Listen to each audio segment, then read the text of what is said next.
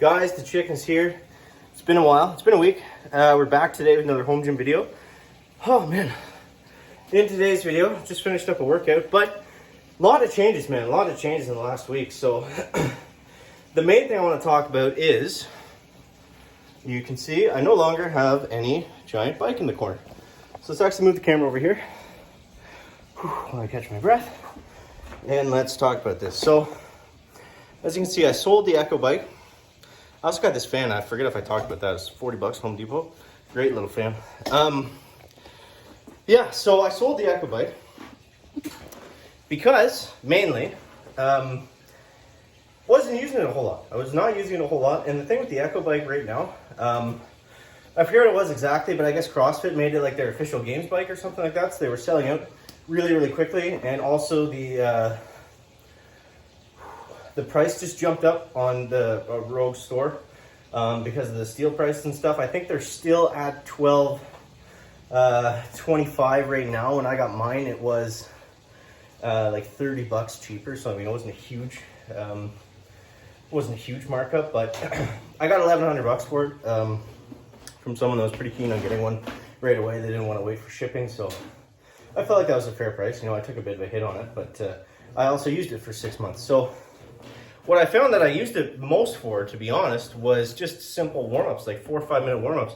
So I was kind of, you know, and it was great for that. It served its purpose. I also found that it worked well for long distance cardio, which a lot of people don't talk about. They just talk about its ability to be like a CrossFit bike. It's great for interval training.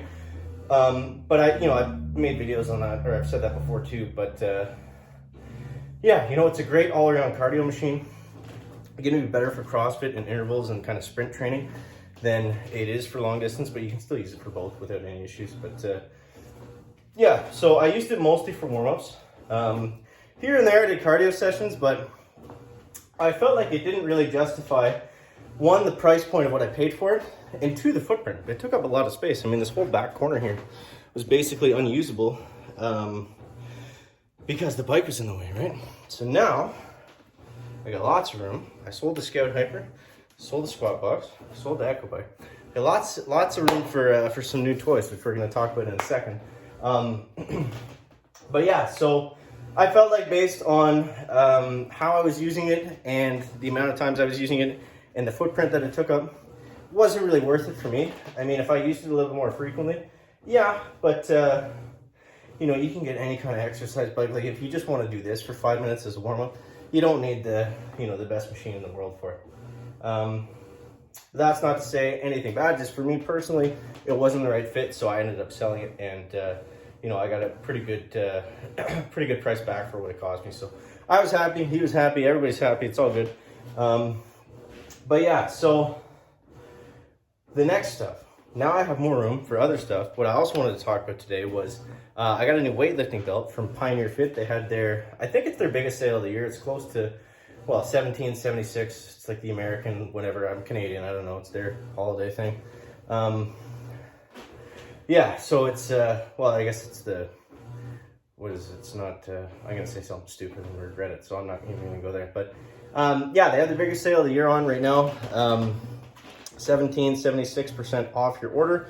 So I did go ahead and I got like a custom chicken belt. It's gonna be so sick. I can't wait to show you guys. But that's gonna be fun. Also, I'll talk more about this in another like dedicated video. But I am selling this barbell, and I'm getting a new one.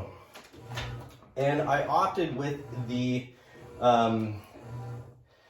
American Barbell Elite Stainless Power Bar.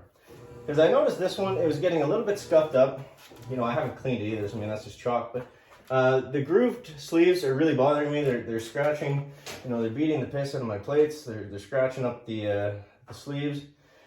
And it's just starting to look worn, and I haven't, you know, I've barely been using it for a year, so.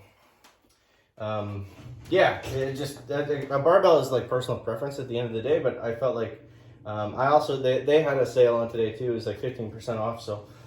Yeah, I went that route, and I think it's going to be good. You guys let me know in the comments if you agree or disagree with that choice. I know the Ohio bar, it's a great bar. There's nothing wrong with it. I mean, you know, it's got a nice knurl. They say the American barbell knurling is a little bit more passive, but honestly, this is, you know, we can show you this. The knurling is nice on this, but I think in terms of, let's try to get closer here. I think in terms of like premium barbells that are going to cost over $400 or $500, you know, from some of the big names, it's all going to be decent. You know what I mean? It's not going to make like a, again, it's a personal preference thing. It's not going to make like a world of difference. It's just kind of what you like. I did make sure to get one with center knurling because that is something that I find helpful, because this bar is going to be, the new one I get, it's going to be a squat and a bench bar primarily, and then I'm eventually at some point, not anytime soon, I'm going to get a Texas deadlift bar. I think that's the way I'm going for deadlift, so I'll get like a super aggressive knurling on that and stuff. Unfortunately, it's going to have grooved sleeves most likely, but you know, if it's just for deadlifts, it's not the end of the world. But yeah. So that's the updates for this week. A lot going on, a lot of changes, but that's why it's so fun. And you know, that's what I love about this home gym stuff too, is yeah, it's a lot of money to put down for stuff that you may not be entirely sure about, but at the end of the day, you can sell all this stuff in a pinch. It's really not that hard. I mean, I listed my Ohio bar for like 2 days, and I got hits on it for like I think it's on the Rogue site, it's $400. I listed it at $350 and I got hits right away. So the Echo bike was a little bit tougher because it's it's very expensive. So in my area, I'm not in like a big city or anything either, so I just get less kind of traffic on my ads in general.